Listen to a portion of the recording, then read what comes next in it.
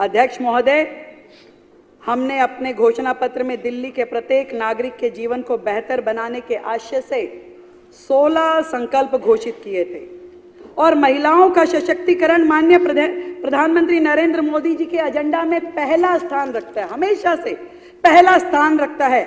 वही एकमात्र व्यक्ति थे जिन्होंने जब 2014 में सरकार बनी तो लाल किले की दीवार पे वहां खड़े होकर के, जो लोगों के ध्यान में भी नहीं थी समस्या, पूरा का पूरा देश जिस ओपन डेफिकेशन से गुजर रहा था, प्रधानमंत्री जी ने महिला शौचालयों की बात करी और पूरे देश में शौचालय बनाए गए।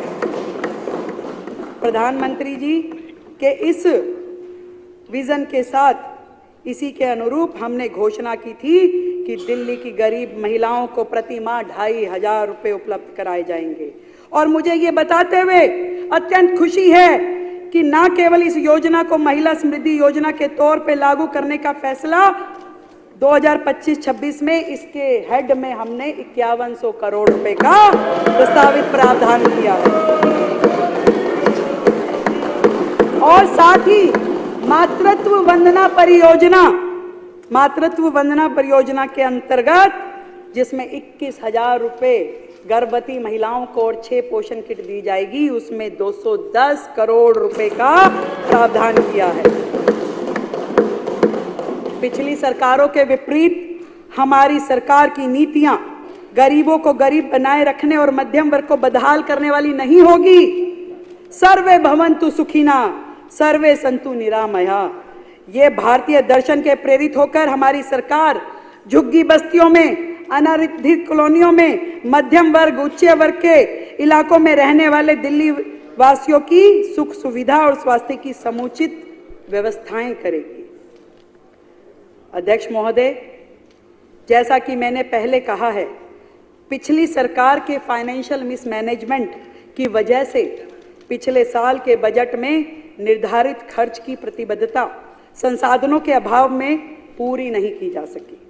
अतः चालू वित्त वर्ष में आय और राजस्व की स्थिति को देखते हुए वित्त वर्ष 2024-25 के संशोधित बजट के अनुमानों को घटा करके 69,500 करोड़ करने का प्रस्ताव है।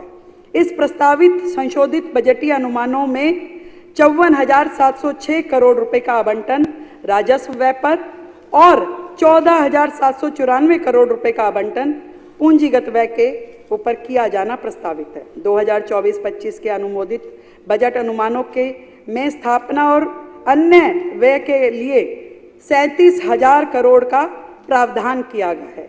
संशोधित अनुमानों में इसे घटा करके 36,650 करोड़ रुपए कर दिया गया है। इसी प्रकार योजनाओं, कार्यक्रमों, परियोजनाओं के लिए अनुमोदित 39,000 करोड़ के संशोधित अनुमानों को घटाकर 32,850 करोड़ रुपए किया गया है। महोदय, 2024-25 के दौरान संशोधित अनुमानों में 163 करोड़ रुपए की द्वितीय और अंतिम पूरक अनुदानों की मांग की आवश्यकता होगी। इसलिए पूरक अनुदानों की मांग के अनुमोदन हेतु सदन में मैं अनुरोध करती हूँ। मैं सम्मानित सदन के समक्ष अगले वित्तीय वर्ष का अनुमान प्रस्तुत करती हूँ।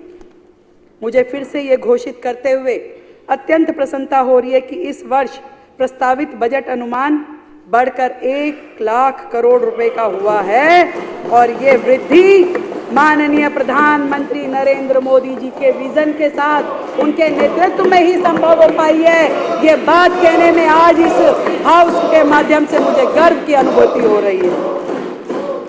वर्ष 2025-26 के प्रस्तावित 1 लाख करोड़ रुपए के बजट की वित्तीय आपूर्ति 68,700 करोड़ रुपए के टैक्स रेवेन्यू से।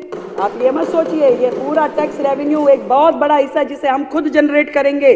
टैक्स रेवेन्यू से 750 करोड़ रुपए के नॉन टैक्स रेवेन्यू, 15,000 करोड़ रुपए लघु ऋण से, 1,000 करोड़ रुपए केंद्रीय सड़क निधि से और 4,128 करोड़ रुपए केंद्र पोषित योजनाओं से, 7,348 करोड़ रुपए